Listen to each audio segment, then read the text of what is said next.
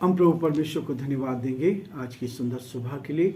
एक बार फिर से प्रभु ने हमें मौका दिया है कि आज के दिन को हम देख पाएं और प्रभु की महिमा पाएं। नए वर्ष में एक बार फिर आप सभी का स्वागत, वेलकम। प्रभु आप सबको बहुत आशीष दे और प्रभु का हाथ आप सब पर बना रहे ताकि आप प्रभु की महिमा करें और परमेश्वर के नाम को धन्य कहते चले जाएं। प्रियो, ये हमारे लिए आनंद की बात है कि हम प्रकाशित वाक्य का अध्ययन कर रहे हैं और बहुत सारी बातें प्रभु हमारे सामने स्पष्ट कर रहा है। हम लौदीकिया की कलीसिया के बारे में हम जान रहे हैं और प्रभु ने, मैं आपके सामने 16 और 17 पद को पढ़ूंगा। लिखा है, इसलिए कि तू गुनगुना है और ना ठंडा है ना गर्म है, मैं तुझे अपने मुंह से उगलने पर हूँ। तू कहता है कि मैं धनी हूँ और धनवान हो गया हूँ और मुझे किसी वस्तु की घटी नहीं है, और ये नहीं जानता कि तू अभागा और तुच्छ और कंगाल और अंधा और नंगा है। प्रियो, प्रभु का वचन ये मेरे आपके लिए है। प्रभु हम सबको बहुत आशीष दे और प्रभु का हाथ हम सब पर बना रहे। दुआ करेंगे। जीवते और सच्चे विश्वास योग्य परमेश्वर, हम आपके चरणों में झुके हैं। हम आपके हृदय से आभारी हैं कि आप हमारे महान प्रभु हैं। हम आपको धन्यवाद देते हैं, आपकी स्तुति करते हैं। आपने हमें जीवन दिया प्रभु जी, हमें इस पृथ्वी पर सुरक्षित रखा, बीमारी से, परेशानी से, कठिनाई से बचा, महामारी से बचा, इसके लिए धन्यवाद। यीशु के नाम से प्रार्थना करते हैं प्रभु, हर बीमारी से बचाएं, हर परेशानी से बचाएं। हमारे सारे भाई बहनों के लिए जो आज हमारे साथ यूट्यूब पर जुड़े हैं, यीशु के नाम से हमारे एक के लिए प्रार्थना करते हैं, आपके स्वर्गदूत उनकी रखवाली करे, ये महामारी उनके जीवन में प्रवेश न करने पाए, सुरक्षा मिले, निकटता मिले, आपके प्रेम का एहसास दे प्रभु जी, ताकि सब बातों के द्वारा हे दयालु परमेश्वर आप ही का नाम ऊंचा किया जाए, आदर आपको मिले, गौरव आपको मिले, प्रशंसा आपको मिले, और जो आपकी योजना पिता वो आपके नाम से पूरी की जाए। धन्यवाद प्रभु जी, धन्यवाद। आपकी दया के लिए धन्यवाद, आपके प्रेम के लिए धन्यवाद, आपकी सुरक्षा के लिए धन्यवाद प्रभु जी। हमारा हृदय आपके प्रति धन्यवाद से भरा प्रभु। आप दया कर इस देश पर आशीष दे, हमारे प्रदेश राजस्थान पर आपकी आशीष चाहते हैं। यहाँ के मुख्यमंत्री अशोक गहलोत जी के साथ हो, बुद्धि और ज्ञान से परिपूर्ण कर, जो आपकी योजना पूरी की जाए और पिता परमेश्वर इस प्रदेश का संचालन आपकी महिमा के लिए कर सके। हमारे देश के लिए, देश के राष्ट्रपति के लिए, प्रधानमंत्री के लिए प्रार्थना करते हैं, उनको भी आप आशीष दे प्रभु। आपका हाथ उनके साथ बना रहे ताकि सही निर्णय वो ले सकें और आपकी महिमा कान बन सके। सारी महिमा आपको देते, विनती को अपने प्रभु अपने उद्धारकर्ता यीशु नासरी के नाम से मांगते हैं, आमीन।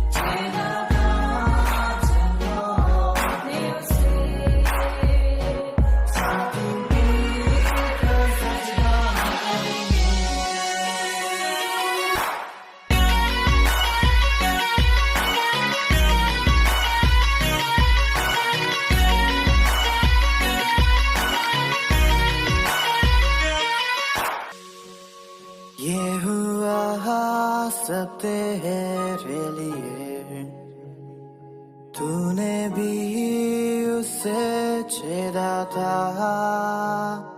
फिर भी प्यार से वो बोला था, जाता क्यों नहीं तू उसके पास, फिर भी प्यार से वो बोला था, जाता क्यों नहीं तू उसके पास।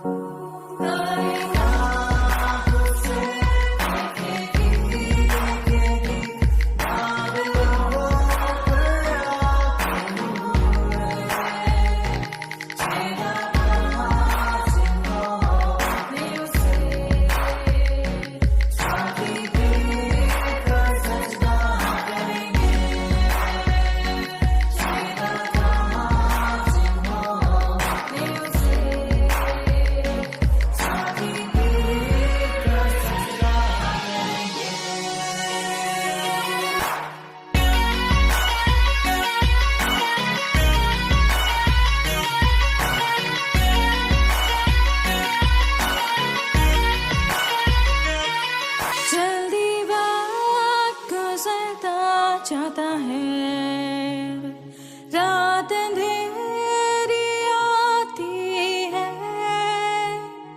तौबा कर दरवाजा होगा बंद, कुछ ना होगा वे पछताने से, तौबा कर दरवाजा होगा बंद, कुछ ना होगा वे पछताने से।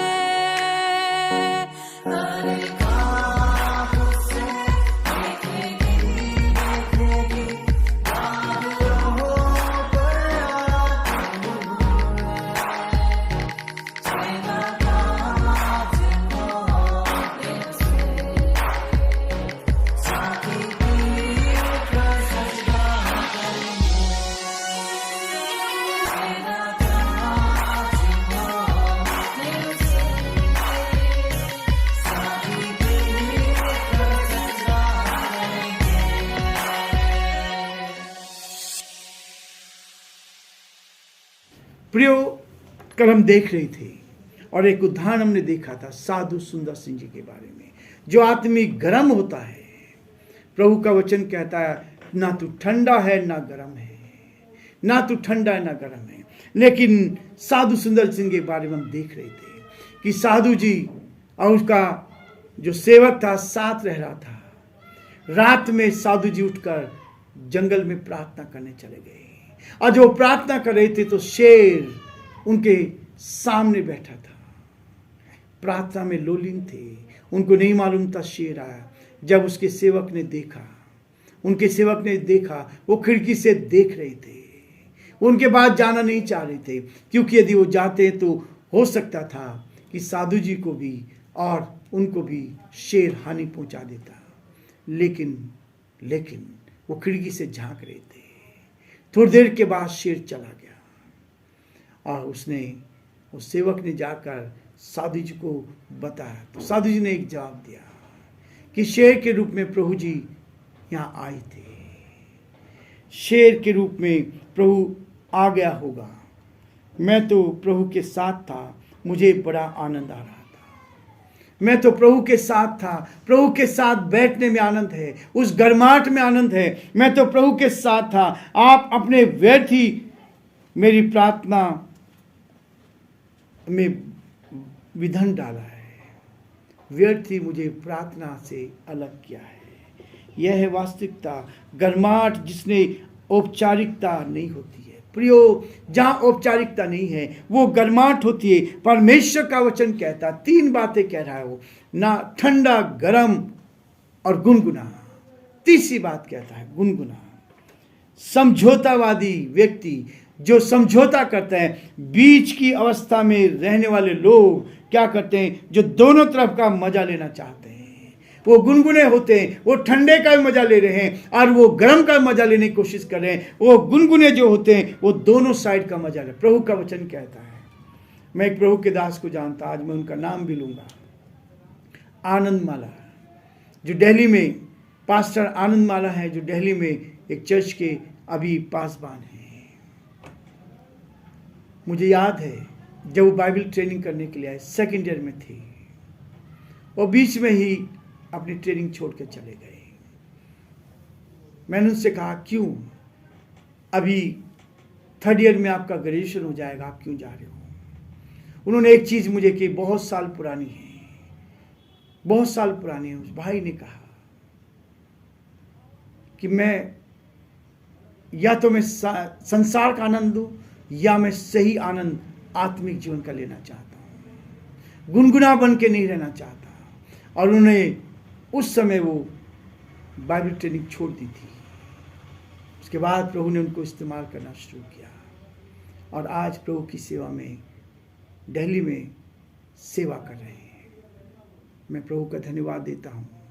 वो चीज़ आज भी मुझे याद है, जो समझौता करते हैं, गलत चीज़ों से समझौता कर लेते हैं, वो गुनगुने होते हैं, प्रभु इन्हें पसंद नहीं करता। प्रियो, प्रभु ऐसे लोगों को जो गुनगुने होते हैं उनको पसंद नहीं करता है। वो कहता है, इस बात को स्पष्ट कहता है कि यही गुनगुनापन इस कलीसिया में था, ये धीरे धीरे गुनगुना गया था। लोग समझौतावादी, पैसों के साथ, संसार के साथ समझौता करके बैठ गए।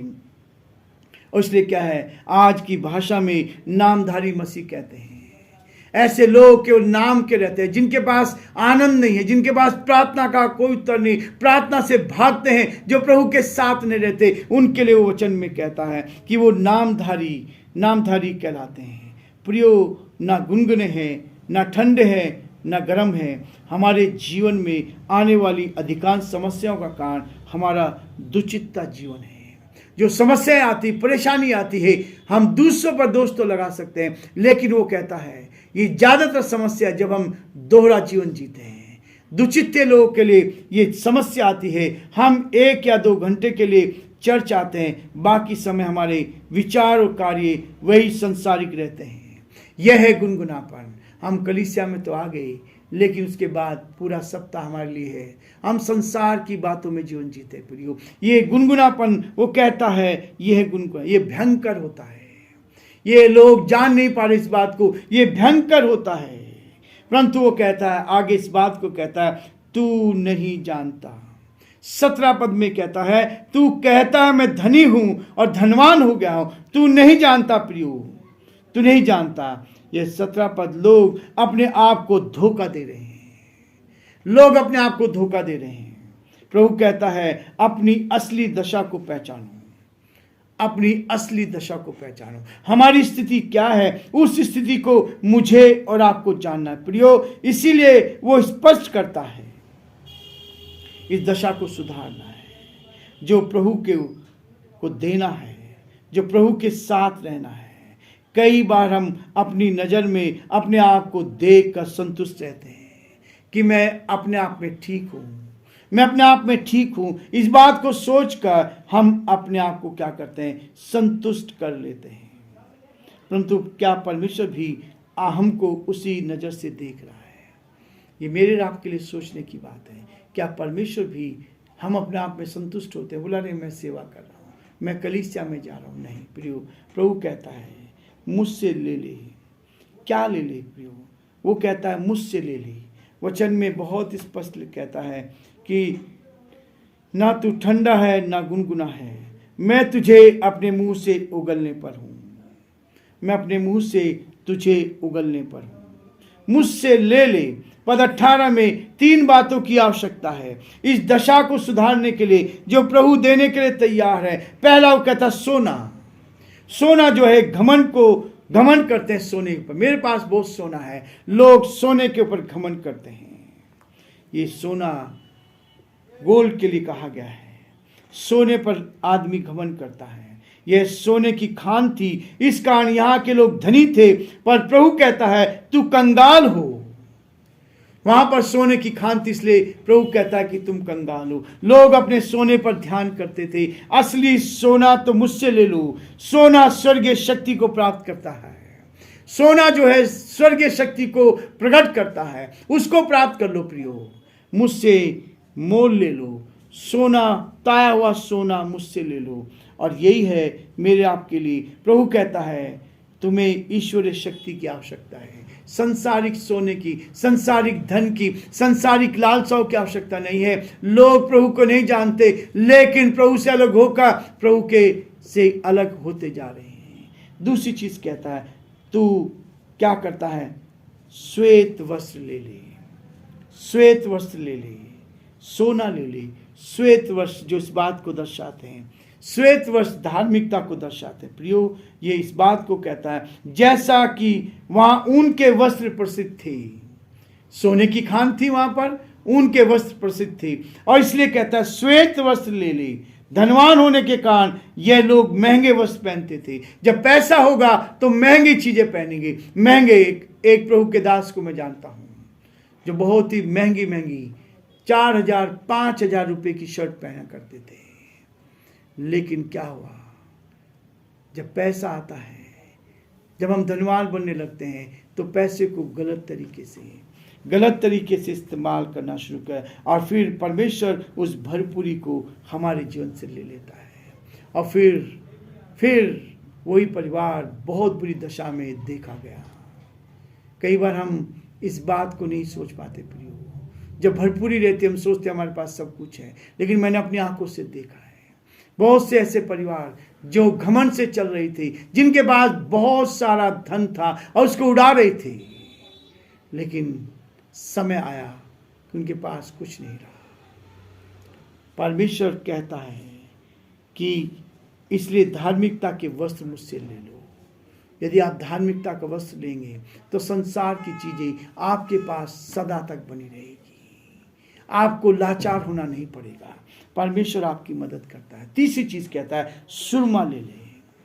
प्रभु कहता है कि तुम्हें संतुष्टि मैं दूंगा। सुरमे का मतलब है संतुष्टि दूंगा। जब आंख में सुरमा लगाते हैं तो हमें संतुष्टि हो जाती है, हमारी आंख साफ हो जाती है। मैं तुम्हें संतुष्टि दूंगा जिससे तुम देख सको कि स्वर्गीय धन क्या है। जब आपकी आंखें खुल जाएगी आपको पता होगा कि संसार का धन कुछ काम का नहीं, आज है कल नहीं रहेगा।